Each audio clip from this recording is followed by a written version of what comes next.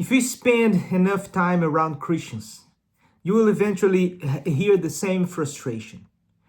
People want to read the Bible. They open it, they start in Genesis, they get through a few chapters, maybe a few weeks, and then something happens. They get confused. Some parts feel repetitive.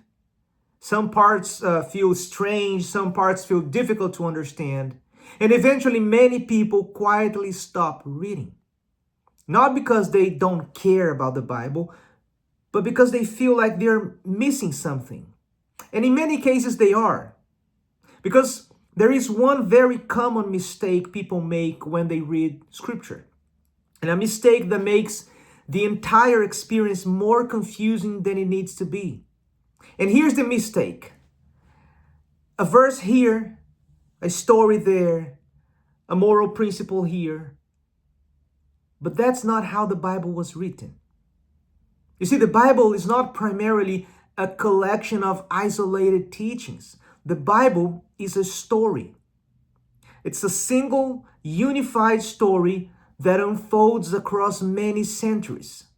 Different authors, different books, different historical moments, but one overarching narrative. And when you begin to see that story, the Bible suddenly starts to make much more sense. Let me explain what I mean. The Bible begins with creation. In the opening chapters of Genesis, we are told that God created the world and called it good. And then human beings were created in God's image. That's Genesis 1 and 2. Which means human life has dignity. Human life has purpose, has meaning. The world was designed for harmony. Harmony with God, harmony with each other, and harmony with creation. But very quickly, Genesis chapter 3, the story takes a tragic turn. Humanity rebels against God. What the Bible calls sin entered the world. And that rebellion fractures everything. Our relationship with God is broken. Human relationships become filled with conflict and guilt. And even the natural world becomes marked by suffering and decay. Now, from that point forward, the rest of the Bible begins asking a central question. How will God restore what has been broken? How will God restore what has been broken? And that question drives the entire biblical story. In the Old Testament, the first part of the Bible, we see God begin a long process of redemption. He calls Abraham. He forms the people of Israel. He gives them the law. He sends prophets to guide and correct the people. But even as these events unfold, the Old Testament repeatedly points forward. It points forward. It points toward a future moment when God will act in a decisive way to rescue his people and renew the world. And that's where Jesus enters the story. In the New Testament, the second part of the Bible presents Jesus not as a random religious teacher, but as the fulfillment of everything the Old Testament had been anticipating. And according to the Gospel, Matthew, Mark, Luke, and John, Jesus announces the arrival of God's kingdom. He heals the sick, he forgives sin, he teaches with authority, and ultimately, he goes to the cross. And as we talked about in our earlier video, the cross is where the problem of sin is dealt with.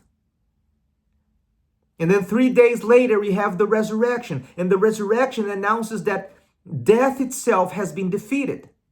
And from that perspective of the Bible, this is the turning point of the entire story.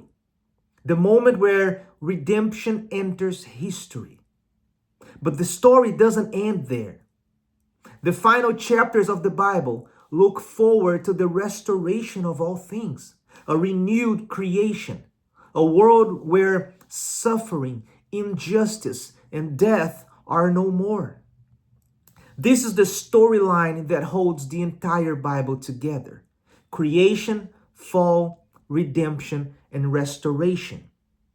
Creation, fall, redemption, and restoration. And once you begin to see this larger narrative, something important happens. Individual passages start to make more sense. Stories that once felt random begin to fit into a larger picture. You see, the Bible stops feeling like a collection of disconnected pieces and begins to feel like a coherent story. Now, here's another reason this matters. When people miss this bigger story, they often start reading the Bible in ways that create confusion.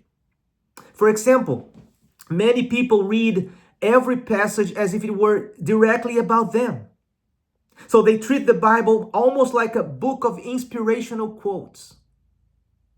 But most passages were originally written to specific people in specific historical situations. And understanding that context helps us understand what the text actually means. Now, another common mistake is reading every story primarily as a moral lesson. And people read, for example, the story of David and Goliath and conclude that the message is simply be brave like David. But the Bible is doing something deeper than that. It's showing how God works through history to accomplish his purposes, ultimately pointing forward to Christ. And when we miss the big story, we often shrink the Bible into something much smaller than it actually is. But when we begin to see the larger narrative, the Bible becomes what it was always meant to be: the unfolding story of God's redemption. The Bible is the unfolding story of God's redemption. And here's something important to remember. The Bible was never meant to be rushed. It is a library of ancient texts that reward careful, thoughtful reading. It takes time. It takes patience. But the effort is worth it. Because within the pages of the Bible, Christians believe we encounter the voice of God speaking into human history, guiding, correcting, and revealing his plan for the world. So if you have ever felt confused when reading the Bible, you're not alone. But once you begin to see the bigger picture, I believe everything starts to change. Now, in the next video, we are going to explore another question that many people wrestle with today: why anxiety feels so widespread in the modern world, and what the Christian faith has to say about it. So if you want to think more deeply about faith, scripture, and life in the modern world, consider subscribing to this channel, and I'll see you in the next video. God bless you.